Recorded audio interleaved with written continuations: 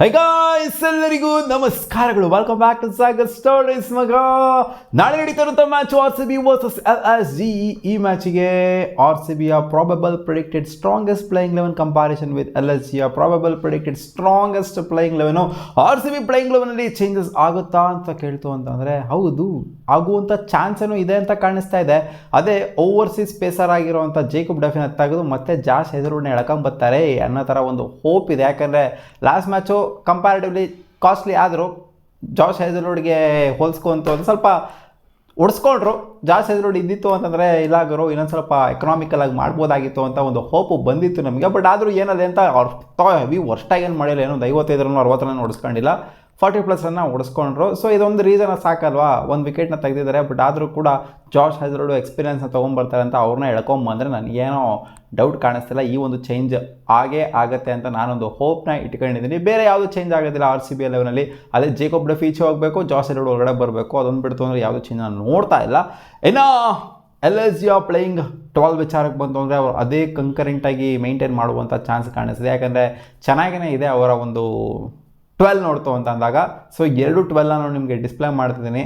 Hopefully ಈ 2 ಆಡುತ್ತೆ ಅಂತ ಅಂದ್ಕೊಂಡಿದ್ದೀನಿ. ಕಂಪ್ಯಾರಿಷನ್ ಅಂತ ಬಂದಾಗ ಓಪನಿಂಗ್ ಪ್ಲೇಯರ್ನ ಕಂಪ್ಯಾರಿಷನ್ ಅಂದರೆ ಓಪನರ್ಸ್ನ ಕಂಪ್ಯಾರಿಷನ್ ತೊಗೊಂಬಿಡೋಣ.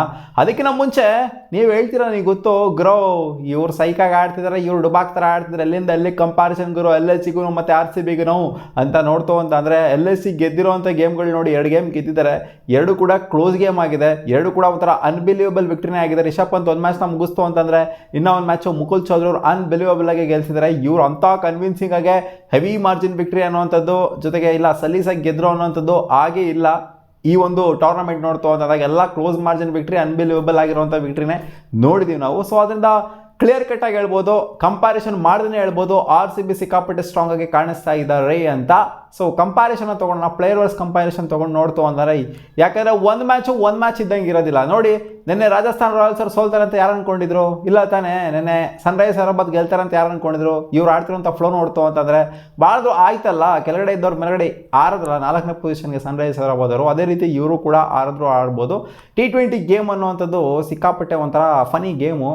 ಯಾವಾಗ ಯಾವ ಟೀಮು ಯಾರಿಗೆ ಬೇಕಾದರೂ ಹೊಡಿಬೋದು. ಬಾಟಮ್ ಆಫ್ ದ ಟೇಬಲ್ ಇರೋರು ಟಾಪ್ ಆಫ್ ದ ಟೇಬಲ್ ಇರೋರಿಗೆ ಹೊಡಿಬೋದು. So head to head comparison ಅಂತ ಬಂದಾಗ ತಲೆ ಕಂಪ್ಯಾರಿಸನ್ನು. ಓಪನಿಂಗ್ ಪ್ಯಾರ್ ಅಂತ ಬಂದಾಗ ಫಿಲ್ ಸಾಲ್ಟ್ ಜೊತೆಗೆ ವಿರಾಟ್ ಕೊಹ್ಲಿಯ ಕಂಪ್ಯಾರಿಸನ್ ವಿತ್ ಮಿಚೆಲ್ ಮಾರ್ಷ್ ಜೊತೆಗೆ ಮಕ್ರಮ್ ಅಂತ ಬಂದಾಗ ಈ ಒಂದು ಟೂರ್ನಮೆಂಟಲ್ಲಿ ಮಿಚೆಲ್ ಮಾರ್ಷ್ ಮತ್ತು ಮಕ್ರಮ್ ಅವರ ಜೋಡಿ ಏನಿದೆ ಅಂಥ ಮಟ್ಟಿಗೆ ಕನ್ಸಿಸ್ಟೆಂಟಾಗೆ ಒಂದು ಪಾರ್ಟ್ನರ್ಶಿಪ್ಗಳನ್ನ ಬಿಲ್ಡ್ ಮಾಡಿಲ್ಲ. ಅದೇ ವಿರಾಟ್ ಕೊಹ್ಲಿ ಆ್ಯಂಡ್ ಫಿಲ್ ಸಾಲ್ಟ್ನ ಒಂದು ಜೋಡಿ ಏನಿದೆ 2ರಿಂದ 3 ಮ್ಯಾಚ್ ಚೆನ್ನಾಗೇ ಆಡಿದ್ದಾರೆ, ಪಾರ್ಟ್ನರ್ಶಿಪ್ನ ಚೆನ್ನಾಗಿ ಬಿಲ್ಡ್ ಮಾಡಿದ್ದಾರೆ. 2 ಮ್ಯಾಚ್ ಒಂದು ಸಖತ್ತಾಗಿ ಆಡಿದ್ದಾರೆ. ಇನ್ನೆರಡು ಮ್ಯಾಚ್ ಬೇಗ ವಿಕೆಟ್ ಕಳ್ಕೊಂಡಿದ್ದಾರೆ ಅಂತ ಹೇಳ್ಬೋದು. ಫಿಲ್ ಸಾಲ್ಟ್ ಅವ್ರು ಬೇಗ ವಿಕೆಟ್ ಕಳ್ಕೊಂಡಿದ್ದಾರೆ. ಬಟ್ ಆದರೂ ಕೂಡ ಕನ್ಸಿಸ್ಟೆನ್ಸಿ ಅಂತ ಬಂದಾಗ, ಈ ಒಂದು ಸೀಸನ್ ಅಂತ ಬಂದಾಗ ಖಂಡಿತ ಮುಂದೆ ಇದ್ದಾರೆ Virat Kohli and fill salt. ಹೌದು, ಇವ್ರು ಯಾವಾಗ ಬೇಕಾದ್ರೂ ಬ್ಲಾಸ್ಟ್ ಆಗುವಂಥ ಪೇರು. ಮಾಕ್ರಮ್ ಆಗಿರಲಿ, ಮಿಚೆಲ್ ಮಾರ್ಷ್ ಆಗಿರಲಿ, ಸಿಕ್ಕಾಪಟ್ಟೆ ಒಂದು ಹೋಪ್ಸ್ನ ಇಟ್ಕೊಂಡಿರುವಂಥ ಪೇರು LSGಗೆ.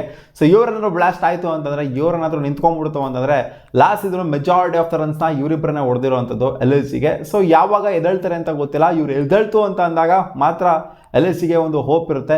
ಯಾವುದೇ ಟೀಮ್ ತೊಗೊಳ್ಳಿ, ಓಪನಿಂಗ್ ಪೇರು ಕ್ಲಿಕ್ ಆಯಿತು ಅಂತಂದರೆ, ನೀವು 10 ಟೀಮ್ನ ತೊಗೊಳ್ಳಿ, 10 ಟೀಮಲ್ಲಿ ಓಪನಿಂಗ್ ಪೇರ್ ಕ್ಲಿಕ್ ಆಯಿತು ಅಂತಂದರೆ ಈ ಟೀಮ್ ಆಡುತ್ತೆ ಗುರು, ಸಖತ್ತಾಗಿ ಆಡುತ್ತೆ ಗುರು ಅಂತಲೇ ಎಲ್ಲ ಟೀಮ್ಗಳನ್ನು ಕೂಡ ಇರೋದು. ಬಟ್ ನಮ್ಮ RCB ಮಾತ್ರ ಓಪನಿಂಗ್ ಪೇರು ಕ್ಲಿಕ್ ಆಗಿಲ್ಲ ಅಂತಂದ್ರೂ ಕೂಡ ಚೆನ್ನಾಗಿ ಆಡ್ತಾರೆ ಅನ್ನೋವಂಥದ್ದು ಇರೋದು ನಮ್ಮ RCB ಟೀಮು ಮಾತ್ರನೇ. ಓಪನಿಂಗ್ ಪೇರ್ ರನ್ಸ್ ಹೊಡೆದಿಲ್ಲ ಅಂದರೂ ಕೂಡ ಇನ್ನೂ ಹೊಡಿತೀವಿ ಅನ್ನೋಂಥ ಟೀಮು RCB ಮಾತ್ರನೇ.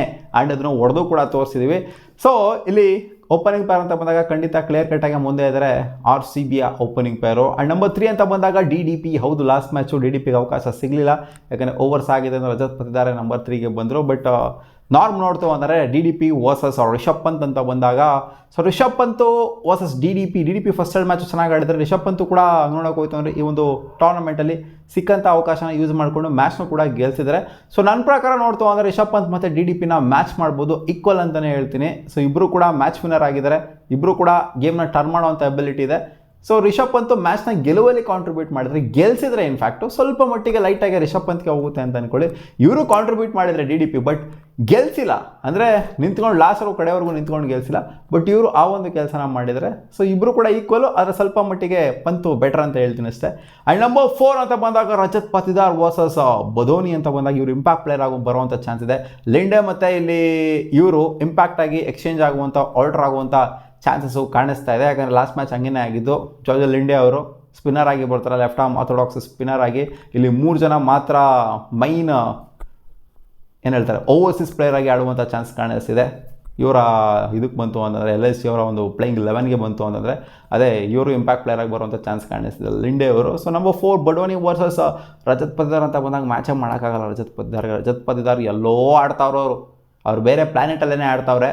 ಯಾವುದೇ ಸೆಲ್ಫ್ಲೆಸ್ನೆಸ್ ಇಲ್ಲ. ನಾನು ಕ್ಯಾಪ್ಟನ್ನು ನಿಂತ್ಕೊಂಡು ನಾನು ಸ್ವಲ್ಪ ಟುಕು ಆಡಿದ್ರು ಪರವಾಗಿಲ್ಲ, ನಾನು ರನ್ಸ್ ಹೊಡಿಬೇಕು ಅನ್ನುವಂಥದ್ದು ಅವ್ರಿಗಿಲ್ಲ. ನನ್ನ ಇಂಡಿವಿಜುವಲ್ ರನ್ಸ್ ಮೇಲೆ ಅವ್ರಿಗೆ ಕಾನ್ಸಂಟ್ರೇಷನ್ ಇಲ್ಲ. ಟೀಮ್ ಟೋಟಲು ಟೀಮಿಗೆ ಹೊಡಿಬೇಕು ಅನ್ನೋದನ್ನೇ ಅವ್ರ ತಲೆಯಿರೋದು. Starting from the very first ball ಅಜ್ಜಿ ಹಾಕೊಂಡು ಫುಲ್ಲು 5th ಗೇರಲ್ಲೇ ಇರ್ತಾರೆ. ಸೊ ಕಂಪ್ಯಾರಿಸನ್ ಮಾಡೋದಕ್ಕಾಗಲ್ಲ. ಅಂದರೆ ಬದೋನಿ ಅವರೇನೋ ಟುಕು ಆಡಿದ್ರೆ ಅಂತ ಹೇಳ್ತಿಲ್ಲ, ಬಟ್ ಇವರಿಗೆ ಇಬ್ಬರ ಕಂಪ್ಯಾರಿಸನ್ ಅಂತ ಬಂದಾಗ ರಜತ್ ಪತಿದಾರ್ ಮುಂದೆ ಇದ್ದಾರೆ. ನಂಬರ್ 5 ಅಂತ ಬಂದಾಗ Jitesh Sharma comparison with Nicholas Pooran ಅಂತ ಬಂದಾಗ ಇಬ್ಬರು ಕೂಡ ಡುಬಾಕ್ ಆಗಿದ್ದಾರೆ ಈ ಒಂದು ಸೀಸನಲ್ಲಿ. ಜಿತೇಶ್ ಶರ್ಮಾನು ಕೂಡ ಕಾಂಟ್ರಿಬ್ಯೂಟ್ ಮಾಡ್ತಿಲ್ಲ ಅಷ್ಟೇನಾಗಿ, LBW ಆಗ್ತಾ ಇದ್ದಾರೆ. ಆ್ಯಂಡ್ ಪೂರನು ಕೂಡ ಏನಲ್ಲಿ ಕೈ ಹಿಡಿತಾ ಇಲ್ಲ. ಪೂರನ್ ಕೈ ಹಿಡಿತು ಅಂತಂದರೆ ಎಲ್ಲೋ ಹೋಗ್ಬಿಡುತ್ತೆ LSC. ಲಾಸ್ಟ್ ಸೀಸನ್ ಪೂರನು ಕೂಡ ಕೈ ಹಿಡಿದಿದ್ರು. ಲಾಸ್ಟ್ ಸೀಸನ್ 3 ಜನ ರನ್ಸ್ ಹೊಡೆದಿದ್ದು, ಮಾರ್ಷು, ಮಾಕ್ರಮ್ಮು, ನಿಖಿಲಸ್ ಪೂರನ್ 3 ಜನ ರನ್ ಹೊಡೆದಿದ್ರು. ಸೊ ಇನ್ಯಾರು ಕೂಡ ರನ್ ಹೊಡೆದಿರಲಿಲ್ಲ. ಬಟ್ ಈ ಸೀಸನ್ ನಿಖಿಲಸ್ ಪೂರನ್ ಕೈ ಕೊಟ್ಟಿದ್ದಾರೆ. ಇವರು ಅದು ಯಾವಾಗ ಫಾರ್ಮಿಗೆ ಬರ್ತಾರೆ ಅಂತ ಗೊತ್ತಿಲ್ಲ. ಸ್ಪೆಷಲಿ RCB ಅಂತಂದರೆ ತುಂಬ ಇಷ್ಟ ನಿಖಿಲಸ್ ಪೂರನ್ಗೆ. ಯಾವಾಗಲೂ RCB ಮೇಲೆ ಸಗದಾಗಿ ಆಡ್ತಾರೆ.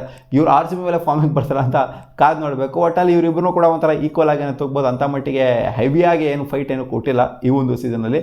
ಆ್ಯಂಡ್ ನಂಬರ್ 6 ಅಂತ ಬಂದಾಗ ಕೃಣಾಲ್ ಪಾಂಡ್ಯ ವರ್ಸಸ್ ಅಬ್ದುಲ್ ಸಮದ್ ಪರವಾಗಿಲ್ಲ. ಬ್ಯಾಟಿಂಗ್ ವೈಸ್ ನೋಡ್ತು ಅಂತಂದರೆ ಸಮದಿ ಕ್ರೆಡಿಟ್ ಹೋಗುತ್ತೆ. ಬೌಲಿಂಗ್ ವೈಸ್ ನೋಡ್ತು ಅಂದರೆ ಆಬ್ವಿಯಸ್ಲಿ ಕೃಣಾಲ್ ಪಾಂಡ್ಯ ಥರ ವೇರಿಯೇಷನ್ ಇಟ್ಕೊಂಡಿರೋಂಥ ಬೌಲರು ಈ IPL ಇಷ್ಟರಲ್ಲೇ ಇಲ್ಲ, ಆ ಥರ ಸ್ಪಿನ್ನರು. ಸೊ ಖಂಡಿತ ಬೌಲಿಂಗ್ ಅಂತ ಬಂದಾಗ ಕೃಣಾಲ್ ಪಾಂಡ್ಯ, ಬ್ಯಾಟಿಂಗ್ ಅಂತ ಬಂದಾಗ ಅಬ್ದುಲ್ ಸಮದ್, ಯಾಕಂದರೆ ಒಳ್ಳೆ ಪವರ್ ಹಿಟ್ಟಿಂಗ್ ಇದೆ ಅಬ್ದುಲ್ ಸಮದ್ ಹತ್ರ. ಆ್ಯಂಡ್ ನಂಬರ್ 7 ಅಂತ ಬಂದಾಗ Mukul Choudhary versus Tim David. So ಇಬ್ಬರು ಕೂಡ ಮ್ಯಾಚ್ ಗೆಲುವಲ್ಲಿ ಕಾಂಟ್ರಿಬ್ಯೂಟ್ ಮಾಡಿದ್ದಾರೆ.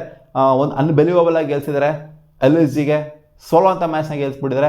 ಆ್ಯಂಡ್ ಇವರು ಕೂಡ ಟಿಮ್ ಡೇವಿಡು CSK ಅಗೇನ್ಸ್ಟ್ ನಾಯಕ್ ಚೆಸ್ನಂಗೆ ಚಚ್ಚಾಕಿದ್ರಲ್ಲ. ಸೊ ಕಂಪ್ಯಾರಿಸನ್ ಅಂತ ತೊಗೊಂಡಾಗ ಟಿಮ್ ಡೇವಿಡು ಕನ್ಸಿಸ್ಟೆಂಟಾಗಿ ಆಡ್ತಿದ್ದಾರೆ, ಇವರು ಸ್ವಲ್ಪ ಇನ್ಕನ್ಸಿಸ್ಟೆಂಟಾಗಿ ಆಡ್ತಾ ಇದ್ದಾರೆ. ಅದರಿಂದ ಟಿಮ್ ಡೇವಿಡ್ಗೆ ಕ್ರೆಡಿಟ್ ಹೋಗುತ್ತೆ. ಯಾಕಂದರೆ ಟಿಮ್ ಡೇವಿಡ್ ಲಾಸ್ಟ್ ಮ್ಯಾಚನ್ನು ಕೂಡ ಕಾಂಟ್ರಿಬ್ಯೂಟ್ ಮಾಡಿದ್ದಾರೆ. ಸಿಕ್ಕಂಥ ಅವಕಾಶದಲ್ಲಿ ಎಲ್ಲ ಕಡೆ ಕೂಡ ಕಾಂಟ್ರಿಬ್ಯೂಟ್ ಮಾಡ್ತಾ ಇದ್ದಾರೆ.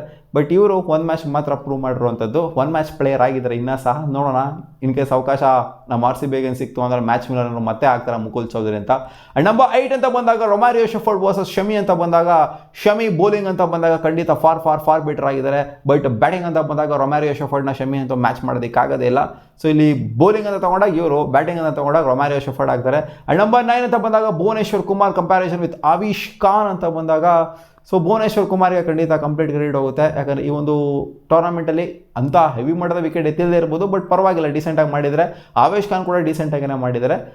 ಓಕೆ, ಈಕ್ವಲ್ ಕ್ರೆಡಿಟ್ ಹೋಗುತ್ತೆ. ಬಟ್ ಭುವಿ ಸ್ವಲ್ಪ ಮುಂದೆ ಅಂತೂ ಖಂಡಿತ ಇದ್ದೇ ಇರ್ತಾರೆ. ನಂಬರ್ 10 ಸುಯಾಶ್ ಕಂಪ್ಯಾರಿಸನ್ ವಿತ್ ದಿಗ್ವಿಶ್ ರಾತೆ ಅಂತ ಬಂದಾಗ ಖಂಡಿತ ಇಲ್ಲಿ ದಿಗ್ವಿಶ್ ರಾತೆಗೆ ಸ್ವಲ್ಪ ಮಟ್ಟಿಗೆ ಸ್ಲೈಟ್ ಎಡ್ಜ್ ಹೋಗುತ್ತೆ ಅಂತ ಅಂದ್ಕೊಂಡಿದ್ದೀನಿ. ಯಾಕಂದರೆ ವಿಕೆಟ್ಸ್ನ ಬೇಕು ಅಂತಂದಾಗ ಇವ್ರನ್ನೇ ನೋಡೋದವರು ಪಟ್ಟಣಂಗೆ ತೊಗೊಂಬರ್ತಾರೆ, ತೊಗೊಂಬಂದು ಕೊಡ್ತಾರೆ ವಿಕೆಟ್ಸ್ನ. ಬಟ್ ಸುಯಾಶ್ ಅಂತ ಬಂದಾಗ ಇವರು ಕೂಡ ವಿಕೆಟ್ ರೇಕರ್ನೇ, ಬಟ್ ಎಕನಾಮಿಕಲ್ ಸ್ಪೆಲ್ಗಳನ್ನ ಹಾಕ್ತಾರೆ. ಕಂಪ್ಯಾರಿಸನ್ ಅಂತ ಬಂದಾಗ ಸ್ವಲ್ಪ ಮಟ್ಟಿಗೆ ಮುಂದೆ ಇದ್ದಾರೆ. ಲಾಸ್ಟ್ ಸೀಸನ್ ಕಂಪ್ಯಾರಿಸನ್ ಅಂತ ಬಂದಾಗಲೂ ಕೂಡ ಸಿಗಾಬಿಡ ಮುಂದೆ ಇದ್ದಾರೆ ದಿಗ್ವಿಶ್ ರಾತೆ ಅವರು. ಸೊ ಆದ್ದರಿಂದ ಸ್ವಲ್ಪ ಮಟ್ಟಿಗೆ ಹೋಗುತ್ತೆ ಸ್ವಲ್ಪ ಕ್ರೆಡಿಟು ದಿಗ್ವಿಶ್ ರಾತಿಗೆ. ಸೊ ಈ ಕಡೆಯಿಂದ number 11 prince Yadav comparison with Josh Hazlewood ಅಂತ ಬಂದಾಗ ಇಲ್ಲಿ ಖಂಡಿತ ಜಾಶ್ ಹ್ಯಾಸಲ್ವುಡ್ಗೆ ಹೋಗುತ್ತೆ ಅಂತ ಹೇಳೋದಕ್ಕಾಗೋದಲ್ಲ. ಈ ಒಂದು ಸೀಸನ್ ಪ್ರಿನ್ಸ್ ಯಾದವ್ ಸಿಕ್ಕಾಪಟ್ಟೆ ಬೆಟ್ರಾಗಿ ಪರ್ಫಾರ್ಮ್ ಮಾಡಿದರೆ, ಈ ಒಂದು ಪರ್ಟಿಕ್ಯುಲರ್ ಸೀಸನ್ ನೋಡ್ತು ಅಂದರೆ ಪ್ರಿನ್ಸ್ ಯಾದವ್ಗೆ ಕ್ರೆಡಿಟ್ ಹೋಗುತ್ತೆ. ಕಂಪ್ಲೀಟ್ ಎಲ್ಲ ಹಿಸ್ಟ್ರಿ ತಗೊಂಡು ನೋಡ್ತು ಅಂದಾಗ ಜಾಶ್ ಹ್ಯಾಸಲ್ವುಡ್ ಅಂತೂ ಮೀರಿಸುವಂಥ ಬೌಲರ್ ಇಲ್ಲ. ಬಟ್ ಈ ಸೀಸನ್ ಕರೆಂಟ್ಲಿ ಪ್ರಿನ್ಸ್ ಯಾದವ್ ಬೆಟ್ರಾಗಿ ಪರ್ಫಾರ್ಮ್ ಮಾಡಿದ್ದಾರೆ ಅಷ್ಟೇ. ಸೊ ಇಲ್ಲಿ ಇಂಪ್ಯಾಕ್ಟ್ಸ್ ಅಂತ ಬಂದಾಗ ನಮ್ಮ RCB ಕಡೆ ರಸಿಕ್ ಸಲಾಮ್ ದಾರ್ ಕಂಪ್ಯಾರಿಸನ್ ವಿತ್ ಲೆಡ್ಡೆ. ಇವ್ರ ಸ್ಪಿನ್ನರ್ಗೆ ನಮ್ಮ ಪೇಸರ್ನ ಕಂಪೇರ್ ಮಾಡೋದಕ್ಕಾಗೋದಿಲ್ಲ ಅಂದ್ರೂ ಕೂಡ ಸೊ ಇಲ್ಲಿ ಆಲ್ ಓವರ್ ತೊಗೊಬೇಕಾಗುತ್ತೆ. ಬೌಲಿಂಗ್ ಯೂನಿಟ್ನ ನೋಡ್ತು ಅಂತ ಅಂದಾಗ ಇಲ್ಲಿ ರೊಮಾರಿಯೋ ಶೆಫರ್ಡ್ ಆಗಿರಲಿ, ಭುವನೇಶ್ವರ್ ಕುಮಾರ್ ಆಗಿರಲಿ, ಜಾಶ್ ಹ್ಯಾಸಲ್ವುಡ್, ಆಮೇಲೆ ಸುಯಾಶ್ ಜೊತೆಗೆ ರಸಿಕ್ ಸಲಾಮ್ ದಾರು, ಶಮಿ, ಆವೇಶ್ ಖಾನ್, ದಿಗ್ವಿಶ್ ಮತ್ತು ಪ್ರಿನ್ಸ್ನ ನೋಡ್ತು ಅಂತಂದರೆ ಖಂಡಿತ ಬೌಲಿಂಗಲ್ಲಂತೂ ಮ್ಯಾಚ್ ಮಾಡೋ ಥರನೇ ಕಾಣಿಸ್ತಾ ಇದೆ. ಇನ್ಫ್ಯಾಕ್ಟ್ ನಮಗಿಂತೂ ಸ್ವಲ್ಪ ಬೆಟ್ರಾಗೇ ಕಾಣಿಸ್ತಿದೆ LIC ಅವರ ಬೌಲಿಂಗ್ ಯೂನಿಟ್ ಅಂತ ಹೇಳ್ತೀನಿ.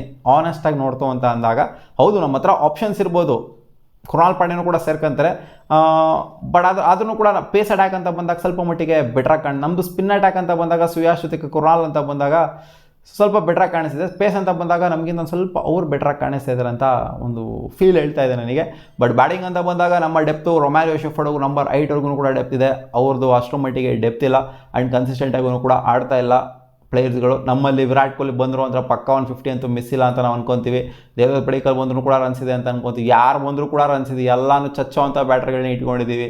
ನಮ್ಮ ಓಪನಿಂಗ್ ಪರ್ ಉಣ್ಕೊಂಡು ಹೋದ್ರೂ ಕೂಡ ನಮ್ಮಲ್ಲಿ ಪವರ್ ರೇಟಿಂಗು 200 ಹೊಡೆಯುವಂಥದ್ದು ನಮ್ಮ ಕೆಪಾಬಿಲಿಟಿಗೆ ಇದೆ. ಬಟ್ ಇವ್ರದ್ದು ಆ ಥರ ಇಲ್ಲ. ಇವರ ಓಪನಿಂಗ್ ಟಾಪ್ 3 ಏನಾದ್ರು ಕೊಲಾಪ್ಸ್ ಆಯಿತು ಅಂತಂದರೆ, ಜೊತೆಗೆ ನಿಕೋಲಸ್ ಪೂರನ್ ನೆಟ್ಟಿಗೆ ಆಡಿಲ್ಲ ಅಂತಂದರೆ, ಸೊ ಇವ್ರಿಗೆ ಒಂಥರ ರಿಕವರಿ ಅನ್ನೋದು ಇರೋದಿಲ್ಲ. ನಮ್ಮ RCB ರಿಕವರ್ ಆಗ್ತೀವಿ ಒಂಥರ ನೋಡಿ. ಪೋಪಲ್ಲಿ 3-4 ವಿಕೆಟ್ ಕಳ್ಕೊಂಡ್ರು ಕೂಡ ರಿಕವರ್ ಆಗುವಂಥ ಅಬಿಲಿಟಿ ಇದೆ. ಇವ್ರಿಗೆ ಅಂಥ ಮಟ್ಟಿಗೆ ಅಬಿಲಿಟಿ ಇಲ್ಲ ಅಂತ ಅಂದ್ಕೊಂಡಿದ್ದೀನಿ. ನೋಡೋಣ ಮ್ಯಾಚ್ ಏನಾಗುತ್ತೆ ಅಂತ. ಕ್ಲಿಯರ್ ಕಟ್ಟಾಗೆ RCB ಮುಂದೆ ಇದೆ. ಇದು ಈ ಮ್ಯಾಚು ನನ್ನ ಪ್ರಕಾರ 70-30 ಅಂತ ಹೇಳ್ತೀನಿ. RCB 70%, ಇವರು 30% ಅಂತ.